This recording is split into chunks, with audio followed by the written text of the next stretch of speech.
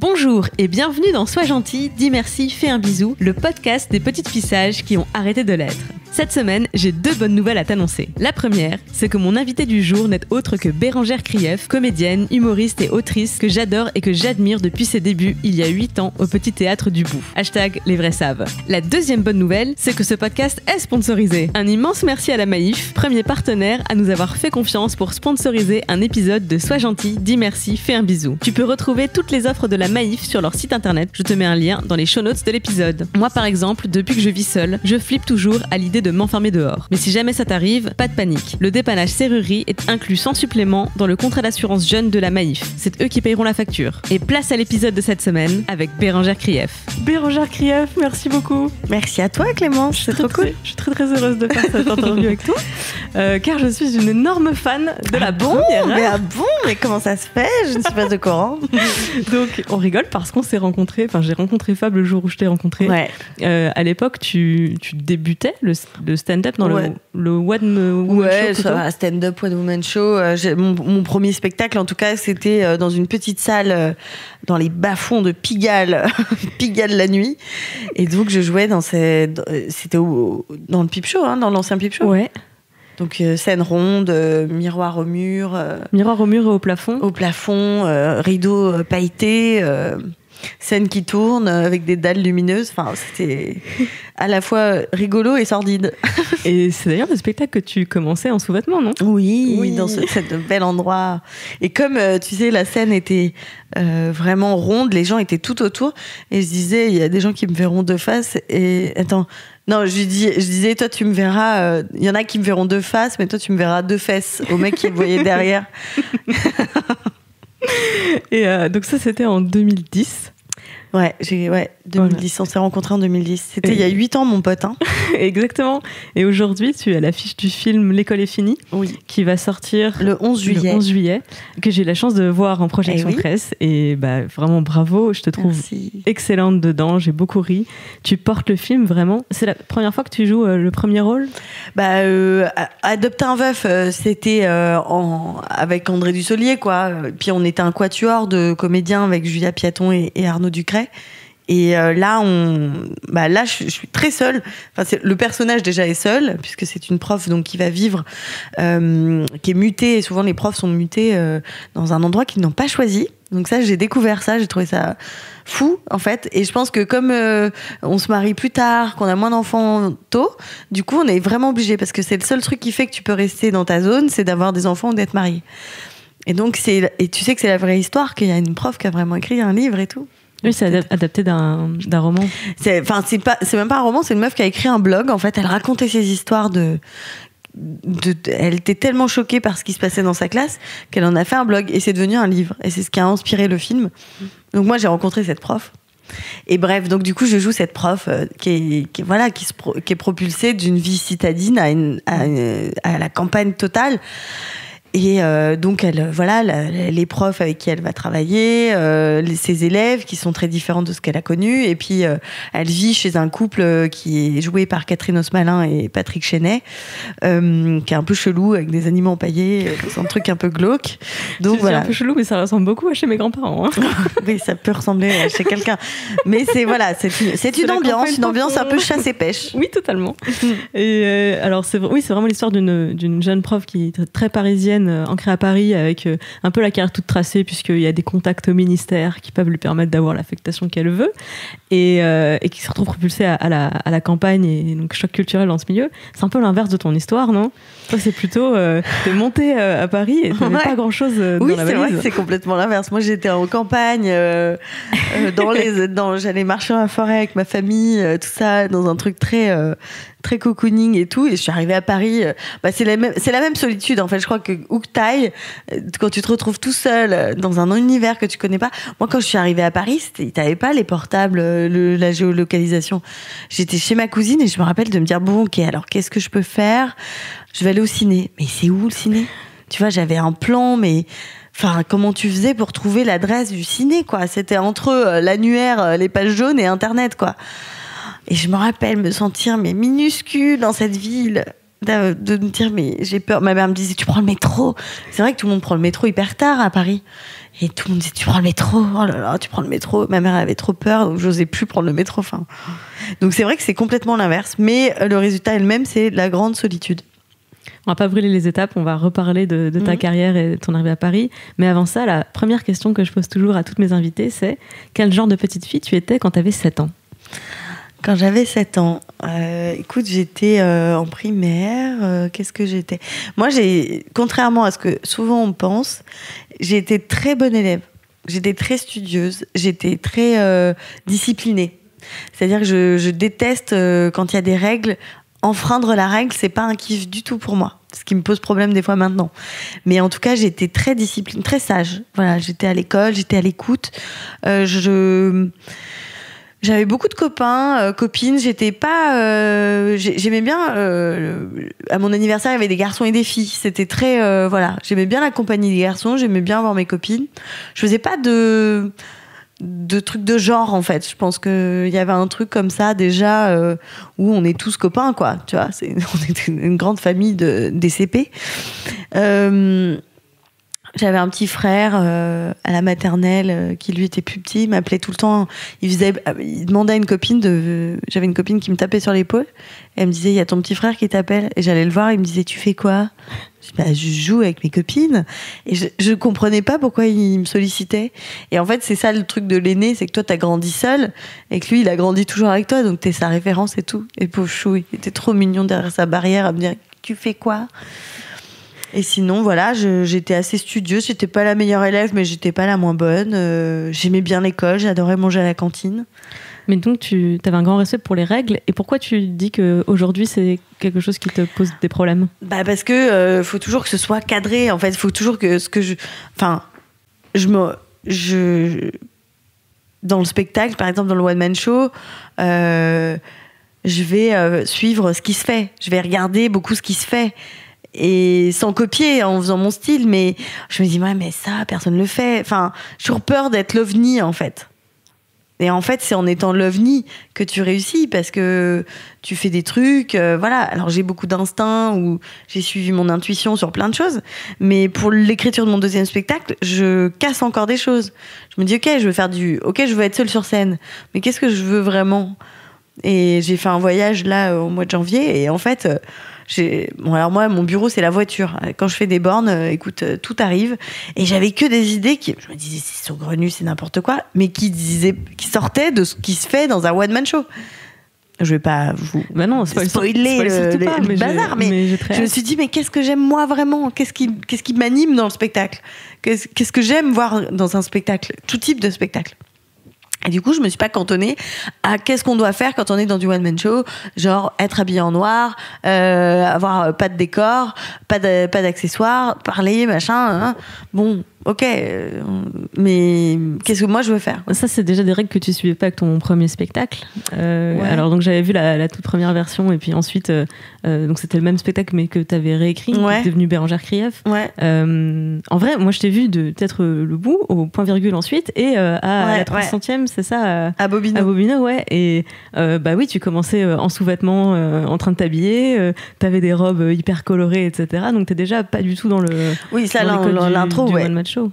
Après, moi, c'est plus dans la forme là que alors l'entrée, oui, elle était. D'ailleurs, ça c'est une. Moi, j'ai écrit avec Grégoire Day, c'est-à-dire que, en gros, je te refais le parcours parce que je pense que c'est important de comprendre ce qu'on peut.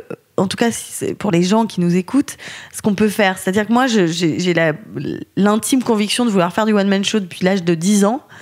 Je fais des cours de théâtre et tout, mais je n'écris pas, enfin ça ne vient pas. Puis je vois pas le support, je vois pas comment faire dans ma vie, à moi, de Bérangère, à Lyon, chez mes parents où personne n'est comédien. Je vois pas comment je vais faire. Mais je fais du théâtre et donc je fais des pièces de théâtre, le truc de fin d'année, tu vois.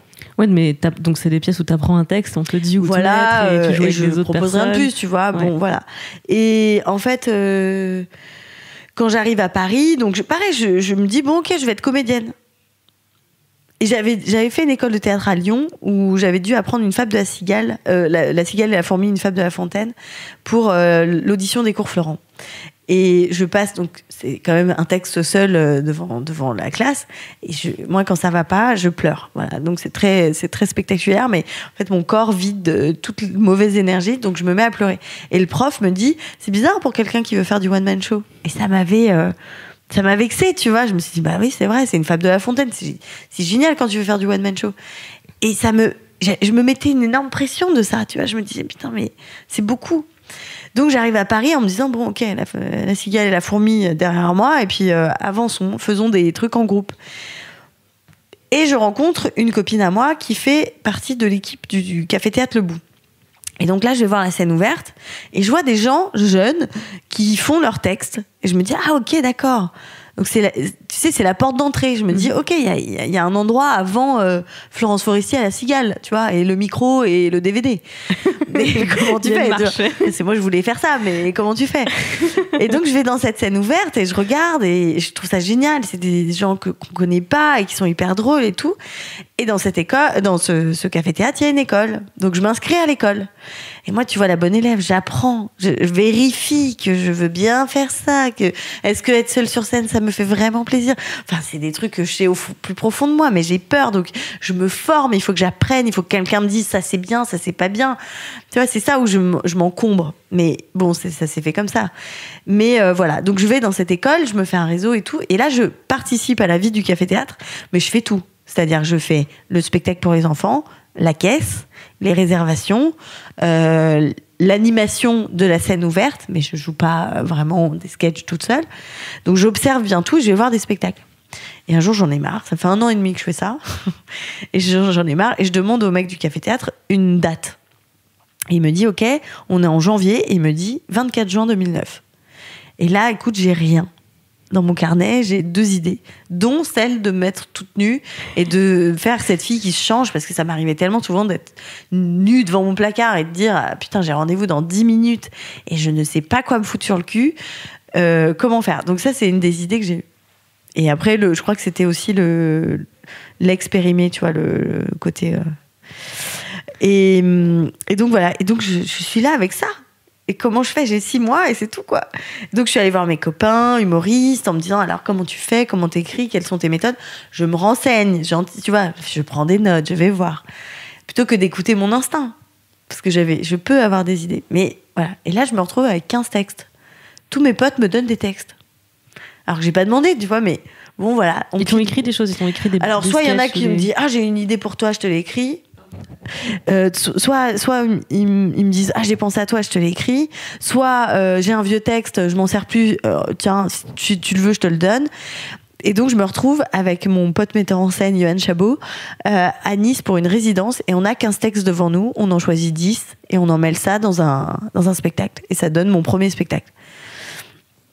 Et je sais plus de quoi on parlait, pourquoi je dis ça. Tu refaisais ton parcours en fait pour te dire que en fait le début où je me change et cette singularité du spectacle, bah, c'est mon idée en fait.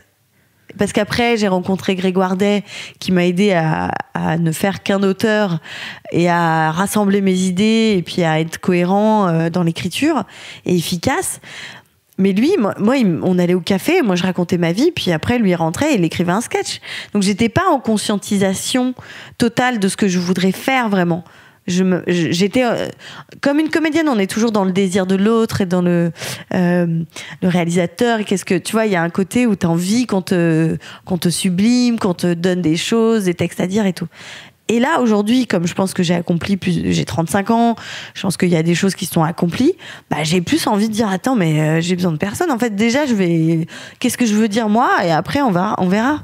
C'est ce que tu es en train de faire pour l'écriture de ton deuxième spectacle, c'est de partir d'abord de toi et ensuite de trouver la structure. De trouver tous les trucs, comme les idées, de me changer des bonnes idées, quoi.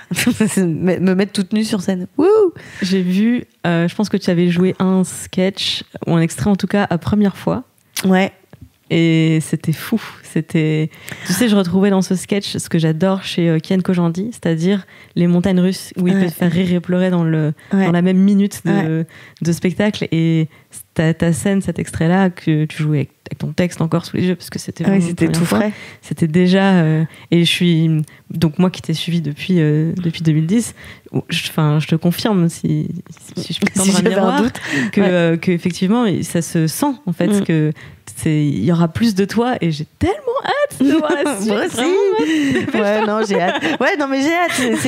C'est hyper enrichissant. Est-ce que, en tout cas, le seul conseil que je retire de ça, et si je peux le donner, c'est d'apprendre, et on n'apprend jamais parce que aucune école n'est faite de ça, mais apprendre à faire avec ce qu'on a au fond de nous, quoi. Parce que c'est ça qui est tellement riche, puisque personne ne l'a. Et c'est fou. Mais parlons de ça, en fait, d'où ça vient, ça, ce qu'on a au fond de soi, tu vois, de comment tu le cultives. J'ai des questions qui peuvent paraître paradoxales vu le métier que tu fais, mais en fait, tu l'as un peu raconté, c'est pas parce qu'on monte sur scène qu'on s'exprime, finalement. Ouais. Et une question que je pose souvent, c'était quand la première fois que tu as exprimé une ambition professionnelle ? Tu dis, à 10 ans, je voulais être comédienne. Est-ce que c'était déjà dans une projection de ça va être mon métier ? Ah non, mais non, parce que non, en fait, je m'inscris au théâtre, je fais ça à côté de l'école, et toute ma famille, je pense que j'ai un tempérament, j'étais rigolote et tout, donc ma famille, Bérangère fait du théâtre, c'est ok, quoi, c'est ma place, tout est ok là-dedans et tout. Et après, non, parce qu'après, je fais mon bac, je fais même pas un truc option théâtre. Je suis même pas cette meuf qui dit mais moi le théâtre c'est ma life. Non, je fais à côté, c'est un loisir, c'est le mercredi après-midi. Ensuite je fais un DUG art du spectacle, meuf pas sûre quand même, va vérifier. Et après le DUG, je fais une formation à Lyon, l'acting studio, sur 6 mois. Et je me dis, je vais faire 6 mois intensément du théâtre, voir si ça me plaît vraiment. Tu vois, non mais la meuf, je me dis mais qui je suis, quoi. Mais je vérifie, mais je suis prudente. Et donc je fais cette école, et évidemment je sors, je joue dans le songe d'une nuit d'été de Shakespeare, d'anciens des élèves qui ont monté ça dans un parc, c'est génial, c'est mon premier cachet, je suis au top, j'ai un duo comique avec un pote, je joue dans une pièce qu'on a écrit, enfin tu vois, tout se découle. Et dès que t'es à ta place, en fait, dans la vie, quoi que tu fasses, dès que t'es à ta place, dans ta force, dans ce que tu sais faire de mieux, tout s'ouvre. Et du coup, des fois, on passe du temps à se dire, ouais, non, mais non, non. Et en fait, tout est là, quoi. Et du coup, est-ce que avec le recul, est-ce qu'il y a un jour ou un moment où tu t'es dit, où ça fait déclic et ça fait, ok, c'est mon métier, je vais faire ça, maintenant c'est sérieux? J'avoue que quand j'ai commencé, parce que j'ai fait des pièces de théâtre beaucoup avant de faire du one man, quand j'ai fait le one man, j'ai senti un engouement. J'ai senti qu'il se passait un truc parce que je jouais dans le café-théâtre où j'avais fait la caisse. Je savais que moi j'ai des gens qui jouaient, ils venaient me voir, j'ai combien de résa? 4. Je t'en rajoute 2, c'est des parents, très bien. Et voilà, ils jouent devant 6 personnes. Et je savais que sans com, sans producteur, etc., ça pouvait être très difficile.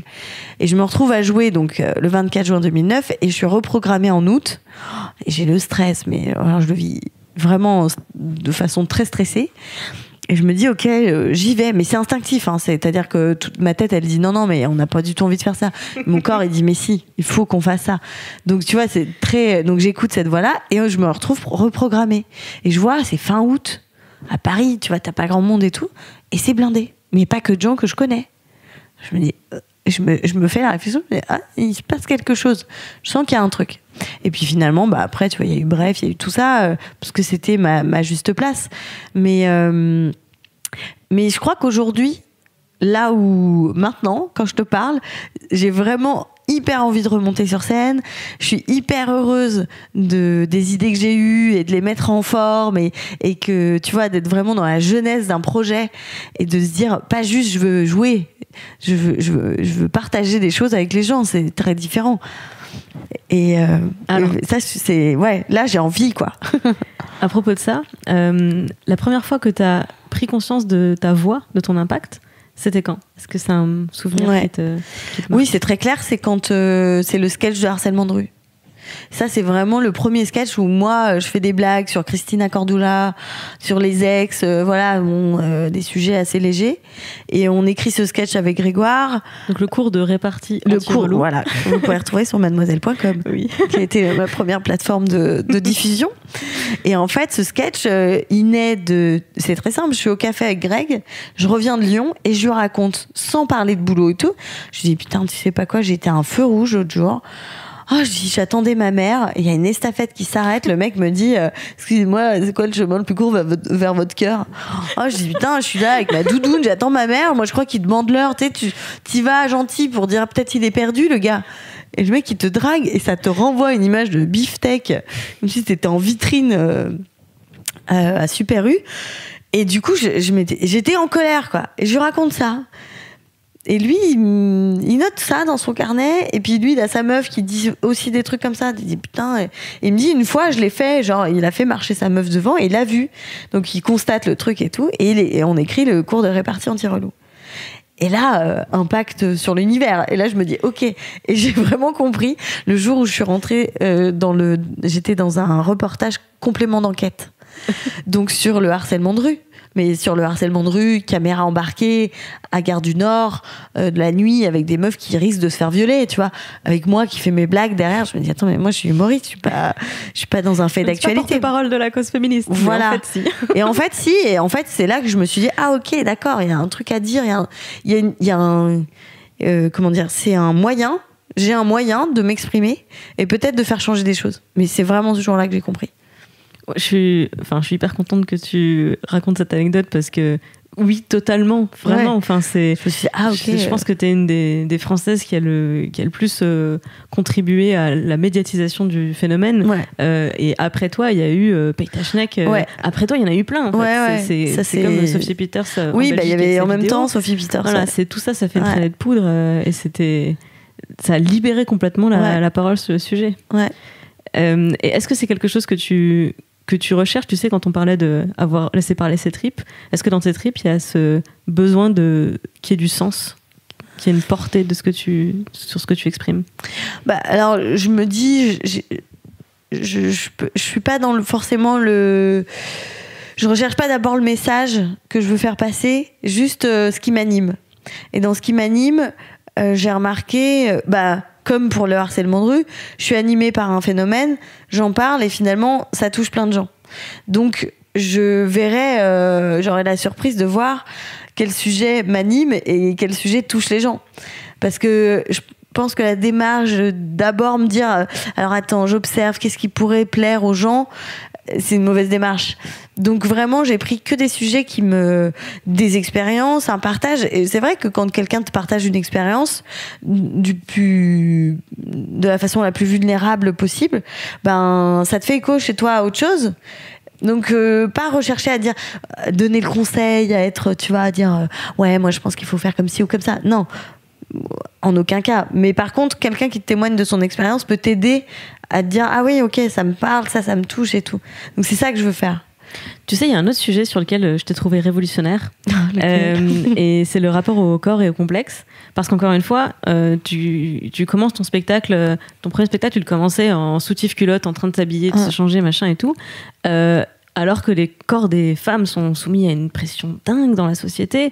Et je me disais... waouh, mais le cran qu'il faut pour faire ça sur scène, est-ce que c'est un truc dont tu avais conscience? Est-ce que tu as été beaucoup...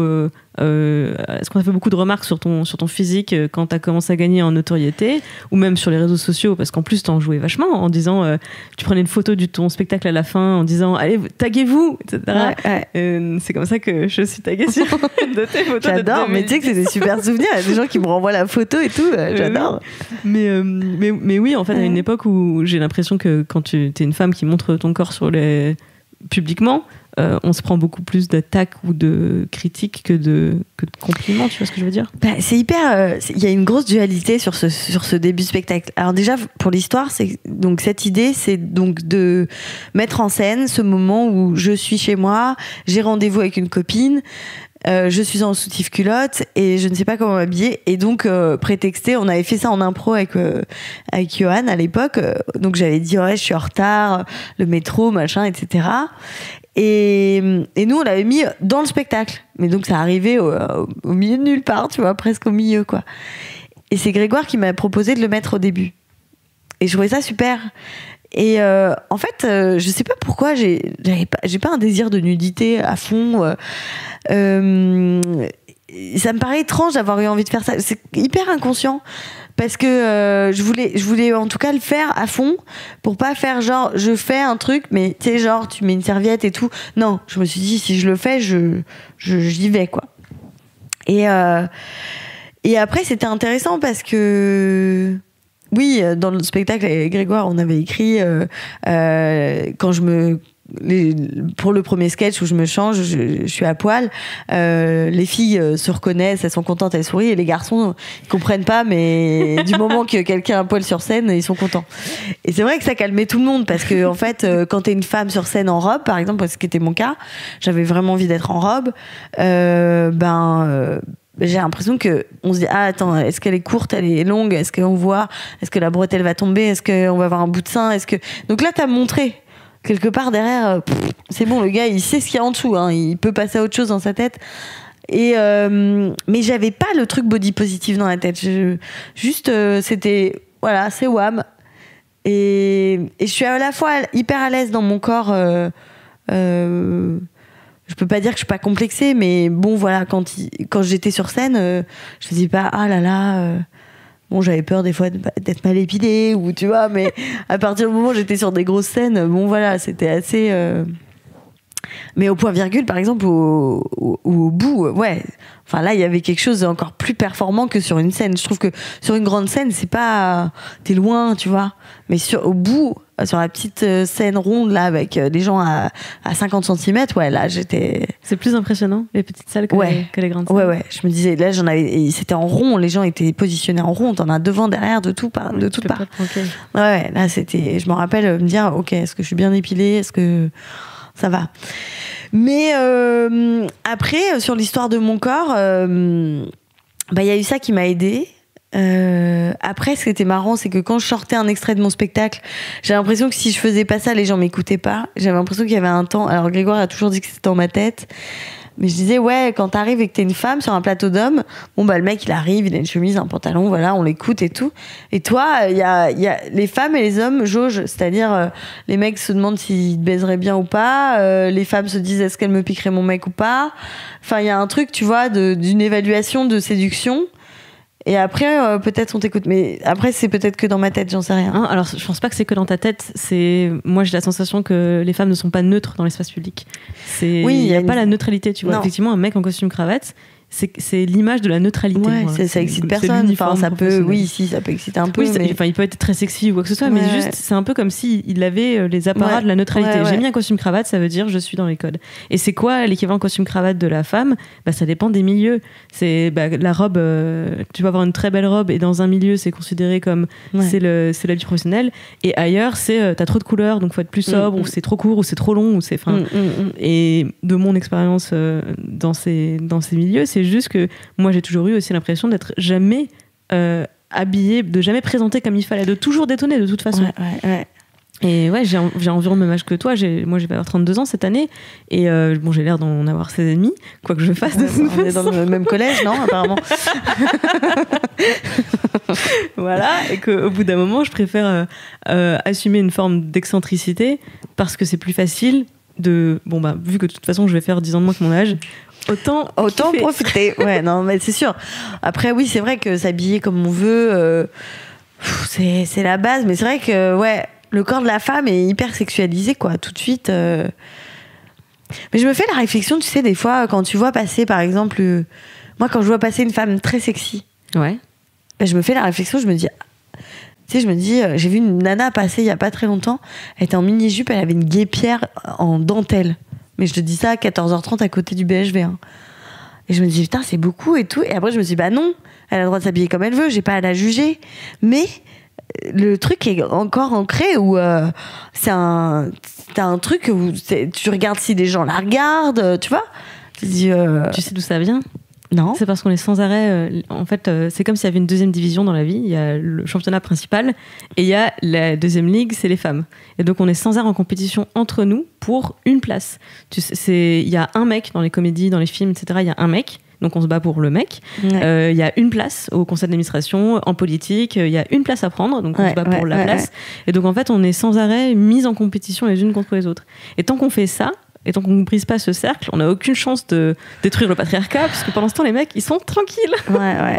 Ils nous regardent nous battre entre nous. Ouais, c'est vrai. Oui, c'est vrai qu'il n'y a toujours qu'une place, il n'y a pas beaucoup... Est-ce que tu as eu cette sensation dans ta carrière, justement, dans le monde du spectacle, où, tu sais, est-ce que tu as déjà eu cette sensation qu'il y avait une place pour une seule femme dans des sketchs, tu sais, il y a Pablo, Marco, Henri et une femme. Oui, et Sophie. Bon, alors, moi, c'est vrai que quand je suis arrivée, je ne m'étais pas posé la question. Je me suis pas dit, ouais, c'est un métier d'homme, va falloir que je fasse ma place et tout. Le truc, c'est que moi, j'avais Grégoire Day avec moi. J'avais une paire de testicules dans mon équipe. Et donc, Greg, il m'écrivait des bonnes grosses vanasses de bonhomme que j'avais très grand plaisir à dire. Et il y a un humoriste, une fois, qui m'a dit ah, c'est marrant, mais ça m'avait pas choqué. Enfin, ça m'a choqué après. Mais écoutez la phrase. Le mec me dit ah, c'est marrant parce que les meufs, elles me font pas rire, mais toi, tu me fais marrer. J'avais envie de lui dire mais ce qui te fait marrer, mon gars, c'est la paire de testicules de Grégoire Day, mon gars. Tu vois, j'étais là, mais c'est fou quoi de dire ça. Tu vois, il y avait un truc, oui. Mais pour moi, c'était normal. Et je me disais flatté. Tu vois, genre ah, moi, je fais rire. Après, je dis merde, attends, c'est quoi ce délire? Et après. J'avance, j'ai la chance de participer à Bref, la lumière sur le spectacle, donc le spectacle plein. Donc je peux pas dire ouais, les gens ils vont voir. Non, ça marche pour moi. Mais quand je fais des interviews, y a des mecs qui me demandent, ils me disent ah, c'est très girly, hein. Tu sais, j'ai la sensation qu'il y a des mecs qui ont peur de venir voir mon spectacle, comme les mecs ont peur d'aller dans le sac à main d'une meuf. J'ai envie de dire, mais gars, tu as peur tu vas se passer quoi? Tu vas tomber sur un tampon géant qui va te manger, je sais pas. Même si tu tombes sur un papier de tampon, enfin un tampon emballé. Nous, on le cache, les filles, on le cache. Mais les mecs, pourquoi on a peur tous de tomber là-dessus? La pub, tu veux un bonbon? Oh là là, mon Dieu, le mec a vu mon tampon. Mais oui, ok. Il y a tout ce tabou là qui me bouleverse. Et en fait... Donc, si tu veux, j'étais très en colère contre les mecs qui me mettaient dans la catégorie. Donc ça, c'est un truc de bonne femme, quoi. C'est pour les bonnes femmes. Je connais des gens qui me disent ouais, je suis pas la cible. Mais c'est quoi la cible de mon spectacle?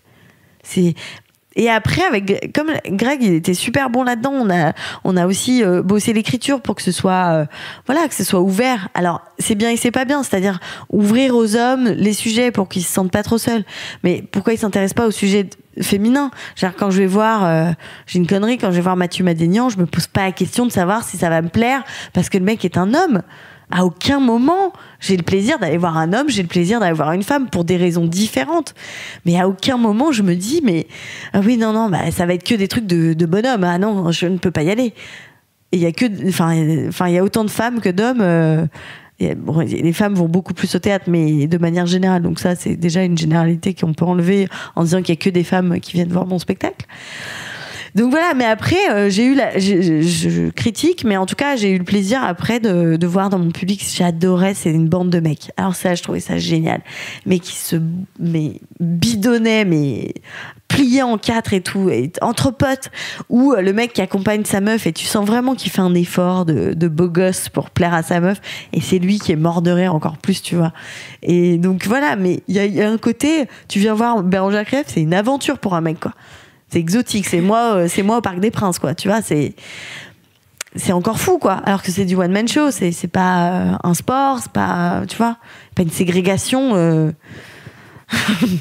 anti-mec dans la salle, quoi. Mais bien sûr. Mais la réflexion qu'on t'a faite sur j'aime les meufs me font pas rire, mais toi oui, c'est l'équivalent pour les humoristes de j'aime pas les filles, mais toi t'es cool, t'es pas comme les autres filles. Bah oui. Qu'on a toutes prises pour un compliment quand on l'a eu à 12 ans ou à 15 ans, jusqu'à se rendre compte que non, en fait, c'est toi qui es con de pas voir que les filles ne sont pas un ensemble homogène et que, encore heureux que c'est logique de ne pas aimer les filles, tout le monde, tout le genre féminin, et d'avoir des atomes crochus plutôt que les personnes que t'apprends à connaître, ou que tu écoutes sur ça, je sais pas.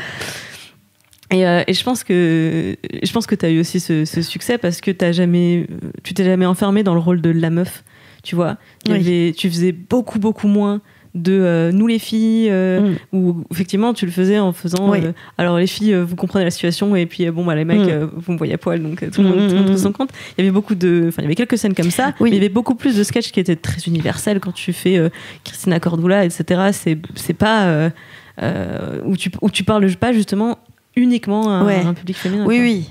Non, mais c'était une volonté parce que c'est vrai que au tout début, tu sais, pour toujours dans ce petit café théâtre Le Bout, il y a 50 places et c'est vrai que les premières semaines et avec la diffusion sur Mademoiselle, la salle s'est remplie très vite, mais avec des femmes. J'ai eu des soirs où j'avais 48 femmes et 2 hommes. Et là, on s'est dit avec Greg, j'ai dit, mais moi, je vais pas faire une conférence pour les femmes. Enfin, je suis très heureuse de parler aux femmes, mais moi, mon but, c'est de nous réunir tous. Et c'était pas gagné, quoi. Et après, tu vois, et les médias, mais alors les médias, le mot girly, j'ai envie de leur faire bouffer, quoi. Le mot girly, j'avais envie de dire, c'est quoi girly, en fait? Pourquoi on met un mot sur le fait que je sois une femme? Enfin, pourquoi ce mot-là surtout, en fait? Bah oui, mais c'est très girly. En plus, c'était marketing. C'est comme toutes les scènes ouvertes, spéciales femmes, 100% femmes, machin. On était obligés de se réunir pour exister. T'es là, ok. Et après, c'est-à-dire qu'on mettait un mot sur 100% femmes, une scène, alors que tu regardes le nombre de plateaux, il n'y a que des hommes. Il n'y a pas écrit 100% mecs, de la testostérone à gogo. Putain, les gars, mais ils s'organisent. Le plateau foot bière et jeux vidéo.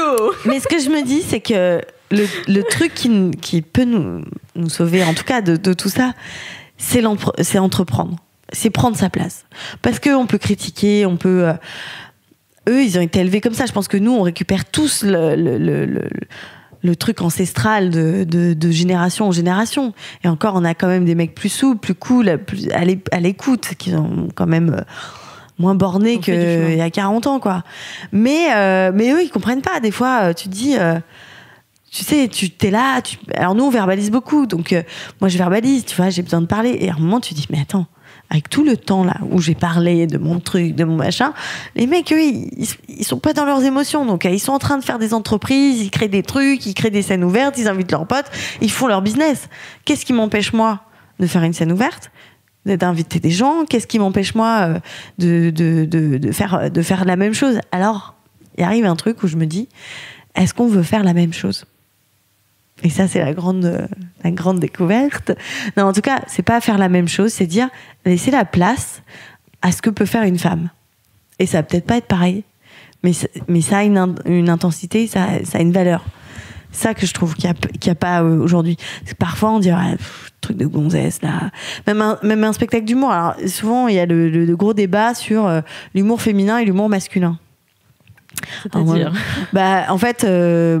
Moi, je pars du principe qu'on a été élevés comme des filles et des garçons. On a été élevés dans un truc où les filles, elles rigolent aux blagues des garçons et les garçons, ils font des blagues. Les petits garçons, on leur dit, tu pleures pas, t'es fort, voilà, on n'est pas... t'es un chef. T'es un chef, non, tu te fais bobo, c'est pas grave, machin. Et en fait, de cette protection-là et de cette non-vulnérabilité de pouvoir chialer 2 minutes dans ta vie, il crée ce truc qu'ont les humoristes, c'est la protection par l'humour. C'est-à-dire que par l'humour, tu te proposes, tu fais rire les gens, voilà. Moi, c'est ce que j'ai aussi, tu vois. C'est une arme de défense aussi. C'est un plaisir de faire rire, mais ça veut dire que c'est le moment où le rire de l'autre te propose ta propre existence. Donc voilà. Et donc les petits garçons, ils sont dans la cour, voilà, ils se font rire, ils font des blagues, imagine le bonhomme, il tombe et après, tu vois, ils développent ça, ils s'inventent des histoires et de cow-boys et de machin. Nous les filles, on a eu le droit de pleurer. On a le droit de dire ce que je ressens là, c'est que j'ai un peu de tristesse et en même temps je suis un peu mélancolique. Et on a le temps de parler des garçons, de s'inventer des histoires. Alors nous, on a d'autres histoires. Hein. Nous, c'est comédie romantique, le machin, attendre que le mec vienne, transformer les histoires qu'on nous raconte. Voilà, l'histoire ça va être, ta vie va être transformée grâce à l'homme de ta vie, machin et tout. Donc du coup, pour moi, l'humour féminin, il est plus teinté d'émotions. Il est plus teinté de sentiments, de dire ouais, putain, je me suis sentie mal parce que j'ai ressenti ça profondément et tout. Mais tu veux dire que c'est plus dans le partage de quelque chose, et les mecs c'est plus dans le faire rire, quoi, la vanne, quoi. Ouais. Alors après il y a des humoristes très sensibles, c'est une sensibilité. Après elle a été, en fait c'est pas féminin masculin, mais c'est la sensibilité, comment elle a été traversée par les gens. On a tous une sensibilité, elle est plus ou moins oui, c'est une des différences qu'on a aujourd'hui entre les genres féminins et masculins, c'est les niveaux de sensibilité qui sont pas du tout génétiques, qui sont complètement hérités de l'éducation, du milieu dans lequel tu as grandi. Et en fait, pour moi, l'expérience du spectacle ou le one-man show, je dirais féminin, en tout cas par une femme, c'est peut-être pas de rire tout le temps, c'est de vraiment partager, d'ouvrir à des choses, je sais pas, j'ai pas d'exemple, mais... Et donc du coup, ça veut dire parce que toujours quand il y a une scène ouverte et qu'il y a une meuf, soit elle est vraiment badass, genre faut qu'elle soit un peu, presque elle est moins dans son féminin que dans son masculin, et c'est cool aussi, mais pourquoi on peut pas être juste à notre place, tu vois, yin yang, et c'est ok. Et en fait, dans un plateau, moi j'ai vu plein de fois où j'étais vraiment marrante dans mon spectacle, puis j'arrive dans un plateau, je suis vraiment moins marrante. Enfin, le niveau de rire, il est moins, c'est plus rond, c'est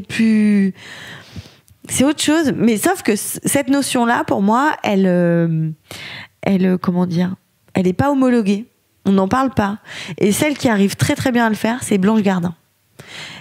Je l'avais vue dans un plateau, Les Insolents, je crois que c'est elle fait avec Dedo, Émeric Lomprey, et donc elle fait un plateau avec que des hommes. Et en fait, les mecs commencent, machin, tu vois, vanne de mecs et tout, et elle arrive. Donc Blanche Gardin, robe, dans son personnage, voilà, avec son micro, elle bouge pas, et elle a retourné la salle dans son féminin. Et c'est hyper, pour moi, enrichissant et intéressant de voir qu'elle est pas obligée de faire les gars, ouais, machin, ce que j'ai fait moi. Hein. Tu vois, de faire vous parlez comme ça, moi aussi je peux le faire.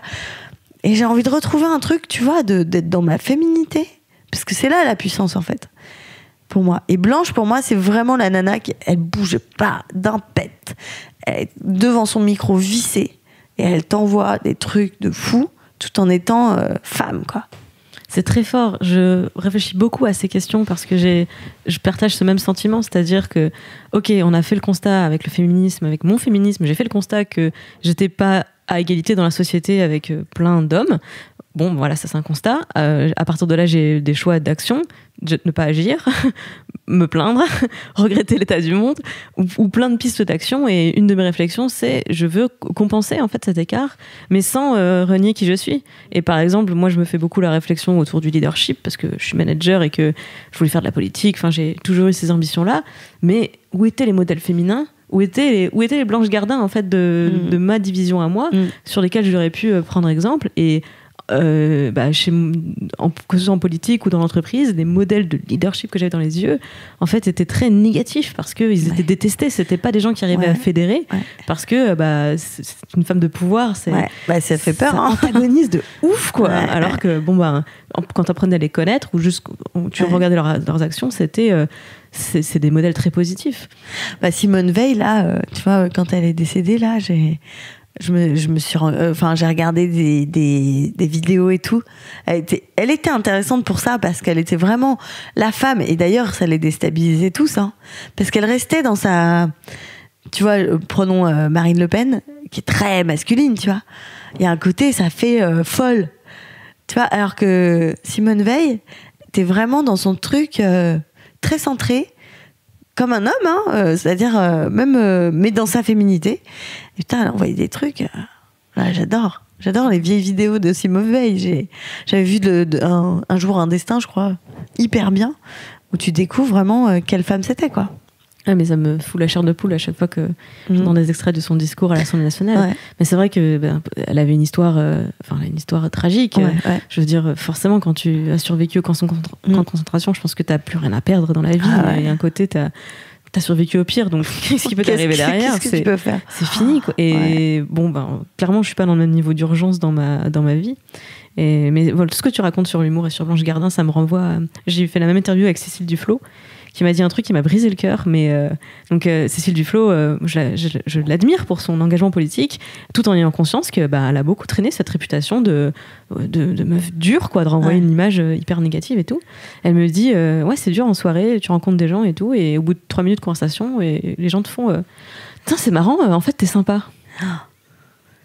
J'avais exactement ce sentiment de me dire oui, en fait, dès que t'as une position de pouvoir, dès que t'es en train d'affirmer dans quelque chose qui t'anime, tu vas dégager un truc hyper antagonisant pour aucune raison. C'est trop triste. Est-ce qu'il y a des moments dans ta carrière où t'as eu des énormes doutes au point de vouloir abandonner et de te dire vas-y, pourquoi je m'inflige tout ça, c'est trop dur? Non. J'ai jamais... même quand je faisais des spectacles dans des salles, dans des petites salles et tout. À un moment, mes parents ils m'ont dit ouais, peut-être réfléchir à un truc, non? Mais non.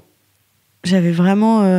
Mais parce que toi-même, vraiment tu galérais trop, ou parce que t'avais pas de job, ou c'était pas parce que ça t'avait pas parce assez, que des fois j'avais pas de boulot, tu vois, t'es là, alors tu fais des cours, et puis enfin il y avait pas...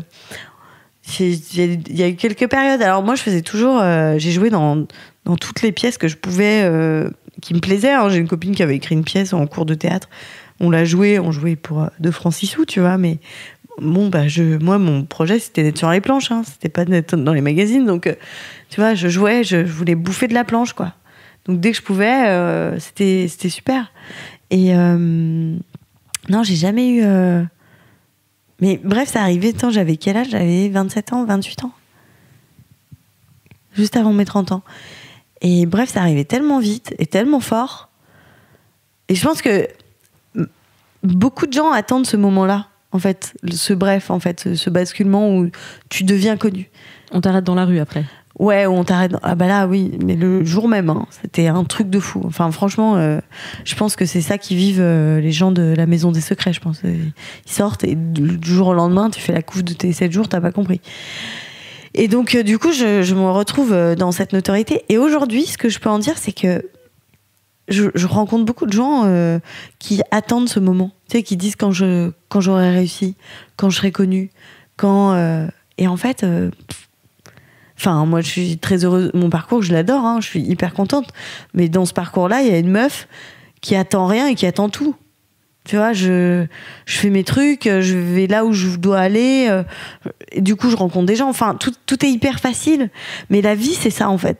Je pense concrètement que la vie est parfaite toujours, et que si tu dois vivre des choses dures, ce qui m'est arrivé, hein, je veux dire, autant dans mon boulot c'est une rivière avec un petit bateau qui coule, voilà, on s'arrête de temps en temps, il y a un petit problème, on repart. Autant dans ma vie perso, là c'était beaucoup moins fluide. Et en fait, ces écueils-là et ces ruptures et ces chagrins, etc., c'est juste que je suis pas à ma place, quoi. C'est la vie qui me met une petite gifle et qui dit hey gars, si tu veux faire un truc cool, vraiment c'est pas là, hein. et elle t'a donné 2-3 signes. Déjà la vie, elle t'a dit bon là, t'as eu l'intuition, tu t'es dit ce mec, je le sens pas depuis le début. Mais non, la voix de l'ego qui dit ouais mais non, mais quand même, tu te fais ton dream, ça correspond aux comédies romantiques que t'as vues, nanana, ça correspond à l'histoire que tu te racontes. En tout cas, c'est l'histoire que je me racontais pas mal. Et en fait, à un moment donné, la vie, elle est obligée de me mettre une énorme gifle. Et j'ai une grosse rupture qui m'a fait me dire, mais attends, mais je suis qui, en fait? Je veux pas être la meuf de, tu vois, qui je suis. Si je veux rencontrer quelqu'un, il faut que je sache qui je suis. Puisque quand je me mets en couple, je deviens une espèce de Brie Van Der Kamp super relou et chelou tu vois, genre il faut que le frigo soit plein, mais des injonctions que je me mets moi-même, tu vois, des trucs où je me dis mais attends, mais pas du tout, quoi. Et donc j'étais hyper en souffrance. Donc dès que je suis en couple, je m'éteins. Donc maintenant mon projet c'est de dire ok, je reste allumée et je trouve quelqu'un.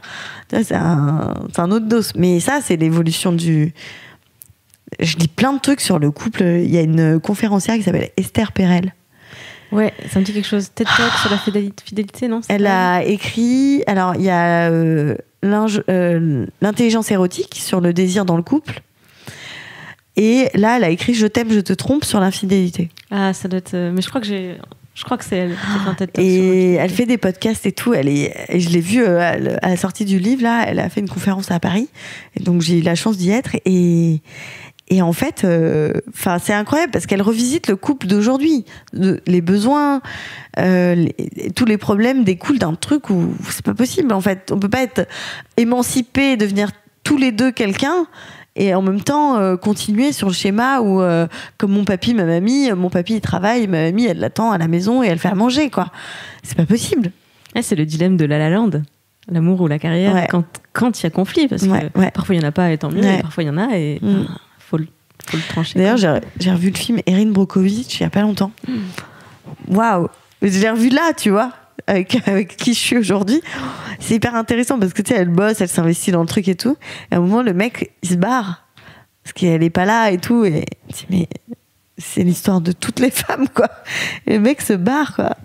Ouais, c'est un film qui m'a beaucoup marqué. Ça fait partie des ovnis que j'ai vus dans mon enfance et qui m'ont marqué à l'époque. Je n'aurais pas su dire pourquoi. Avec le recul, tu sais très bien. Parce que c'était la petite graine ou plutôt c'est ce qui venait de nourrir la petite graine que j'avais déjà dans la tête, de me dire je suis pas La Belle au bois dormant ou Blanche-Neige, c'est pas moi. Les histoires qu'on me lit le soir, là, ça me correspond pas du tout.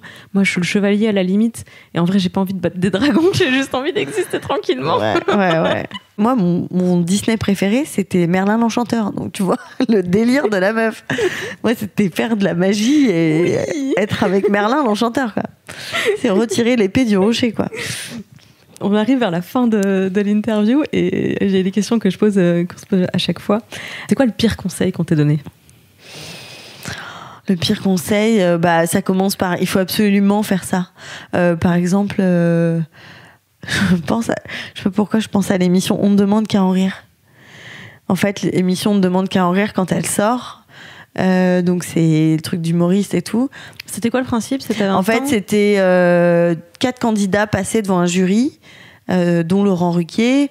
Ils avaient des notes et si t'as assez de notes, si t'as la moyenne, tu peux revenir la semaine d'après pour un autre sketch, une espèce de grande compétition de l'humour et tu dois tester un sketch sur un thème imposé.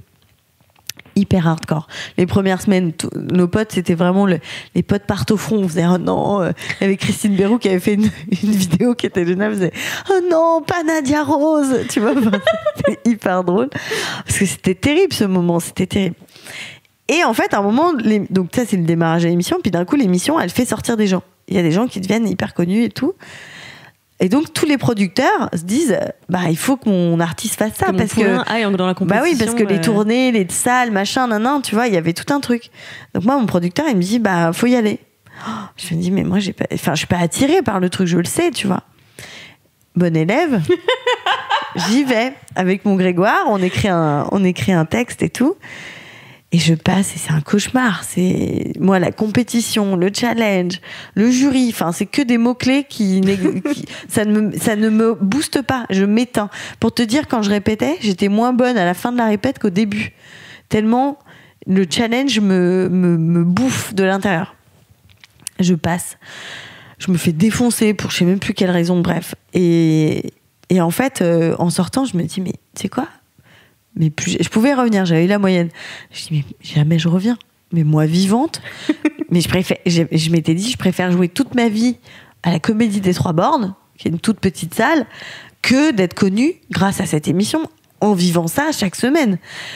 Et mes potes qui faisaient le truc me disent, il faut que tu continues. Hein. Tu sais, nous aussi, au début, c'était dur. Je dis, mais jamais de la vie entière. Mais jamais. Regarde-moi, j'ai chialé tout ce que j'ai pu. On dirait que je me suis fait larguer. C'était horrible. Horrible. Et j'ai joué le soir même, je jouais au point virgule. Putain, mais j'ai tellement kiffé. Je me suis dit, putain, mais c'est ça, en fait. Ma vie, c'est d'être là, à ce moment-là, devant des gens. C'est pas... Et ça, tu vois, cet appât du gain, il peut faire mal, quoi. Moi, je me suis respectée. J'ai pas pu. Je sais qu'il y a d'autres gens qui l'ont fait, qui en ont souffert. T'es écouté en fait. Je me suis, ce que je dis toujours dans ma vie professionnelle, je m'écoute. mais voilà, oui, je me suis écoutée. Mais profondément, quoi. Donc non, en fait, moi je dis toujours, si on te dit si tu te dis pour toutes ces raisons, pour tout l'or du monde, je le ferai pas en fait. C'est-à-dire que toutes les raisons, c'est des raisons, c'est dans ta tête, mais dans ton cœur, qu'est-ce qu'il y a, quoi. Ça, c'est dur. C'est dur à faire. Quand il y a beaucoup d'argent, quand tu vois, parfois ça vaut pas le coup. Et le meilleur conseil qu'on t'ait donné ? Le meilleur conseil, il y en a un de mon grand-père et un de ma grand-mère. Le conseil de mon grand-père, mes grands-parents, c'est vraiment la confiance dans la vie. Mon grand-père, il m'a dit une fois, je lui disais, tu sais, Pépé, j'ai de la chance, les gens, ils veulent bien travailler avec moi. Parce que, effectivement, je trouvais que, avant d'être connue, hein, vraiment, tu vois, j'avais un trou, il y avait quelqu'un qui m'appelait pour une pièce, toujours un truc où j'ai été hôtesse au Théâtre de Paris parce que à l'école, on m'a proposé l'entretien. Mais tu sais, c'était au moment où je disais, ouais, il faudrait peut-être que je trouve un job. Paf, le truc arrive, tu vois. Et je lui dis, ouais, tu te rends compte, j'ai de la chance, les gens, ils veulent bien travailler avec moi. Et il me dit, mais c'est pas de la chance, Bérangère. Il me dit, en fait, si t'étais toute pourrie, personne ne voudrait travailler avec toi. Donc dis-toi que c'est grâce à toi. Ça, ce jour-là, ça a changé mon... Tu sais, les gens disent, ah oui, il faut beaucoup de chance dans ce métier. Non, en fait. Si je suis vraiment pourrie à l'intérieur et que... Et la chance, c'est pas ça, quoi. C'est toi qui crée. En fait, t'es moteur de la chance. Donc ça a été un truc de fou. Et ma grand-mère, elle dit toujours, ce qui doit se faire se fait. Et ce qui doit se faire se fait, c'est-à-dire que tu fais un casting, machin, tu l'as pas, ce qui doit se faire se fait. Tu veux un appart, tu visites, machin, tu poses ton dossier passe pas. Ce qui doit se faire se fait. Ça veut dire que tu dois pas être là. Tout est parfait, en fait. Au lieu de t'énerver sur le truc et de te dire, ouais, mais pourquoi ? Alors, des fois, c'est dur d'accepter. Moi, j'ai déjà visité un appart où je me suis dit, putain, les boules. Mais ce qui doit se faire se fait, et derrière, ça se fait autrement. Et finalement, et si tu regardes bien, à chaque fois, tu dis, ah ouais, en fait, du coup, j'ai pu faire ça. Tu vois, comme dans ton parcours, toi. Oui, mais c'est un excellent set de conseils. C'est celui de s'approprier ses victoires et de relativiser les échecs qui finalement ne sont ça pas... n'a rien à voir avec toi. En fait, ouais. Qui sont... c'est voilà, il y a un truc où il faut être actif, c'est dans ton être, donc c'est-à-dire ta bagnole, t'es ton véhicule dans la vie et t'es ta propre bagnole. On fait un contrôle technique pour les bagnoles, donc regarde ce qu'il y a à l'intérieur de ta caisse et après suis la route, mais il faut un peu de maîtrise et un peu de lâcher prise. C'est un dosage difficile, mais on va y arriver. On va y arriver, ouais. Et tu sais, quand on parlait juste avant de réussir à s'imposer, à être soi sans renier qui on est, et on parlait de la difficulté de faire ça. Et je pense que c'est en multipliant les exemples et en essayant et en travaillant. Et en fait, c'est à travers les meufs comme toi, les exemples comme toi, qu'on va finir par réussir à inventer nos propres modèles et casser le mur là, de la deuxième division. Mais oui, parce que au fond, moi, mon parcours m'a pas empêché en tant que femme de réussir. À aucun moment. Enfin, oui, il y a des problèmes de perception, de comment on te voit en tant que femme, comment on essaye de te ranger dans une case. Mais ça, c'est que les gens qui font leur truc. Si moi je veux être une femme libre sur scène, je suis une femme libre, je suis en France, je dis ce que je veux, quoi, tu vois. Donc c'est juste être à sa place et dans son être, et voilà, homme ou femme, ce que tu veux, c'est juste à ta place, quoi. Merci beaucoup, Bérangère. Ah, merci à vous. Merci à toi. J'ai tellement hâte de voir ton prochain spectacle. Non, mais moi aussi. Bon, faut patienter un peu. Hein. Je me vise à un Paris septembre 2019, donc. Ok. Bon. mais ouais, j'ai hâte aussi. Et en attendant, on peut te retrouver à l'affiche de L'école est finie. Oui. Qui sera en salle le 11 juillet et que je recommande. En fait, je pense que c'est un film qui est tellement drôle et très touchant. Et on a tous eu une prof comme ça. Ouais. On a tous un souvenir de prof marquante. Ça me fait plaisir. Et voilà, enfin. J'ai les miquettes en plus. J'ai les miquettes pour cette sortie. Merci Clémence. C'est trop cool, vraiment. Bravo pour tout ça. Merci beaucoup. Merci à toi. Sois gentil, dis merci, fais un bisou. C'est fini pour cette saison. Merci beaucoup d'avoir écouté. Merci pour tous les messages que j'ai reçus. Merci pour les étoiles et les commentaires auxquels je n'ai pas pu répondre. Merci. Grâce à tout cet amour, tout ce soutien, je suis plus motivée que jamais pour faire une deuxième saison de Sois gentil, dis merci, fais un bisou dès la rentrée. Je te donne rendez-vous en septembre. Abonne-toi à ce podcast si tu veux être sûr de ne pas rater les nouveaux épisodes. Au cas où je changerai de jour ou de rythme parce qu'on sait jamais, la vie est faite de surprises. Un grand merci à la Maïf pour son soutien et rendez-vous sur leur site internet pour te renseigner. Avoir une bonne assurance, c'est important. Et si tu n'y comprends rien, pas de panique, des conseillers et des conseillères sont à ta disposition. Voilà, je te souhaite un excellent été et à très bientôt sur Mademoiselle. Et si je te manque, tu peux me retrouver sur Instagram @Clem_Bodoc. À bientôt.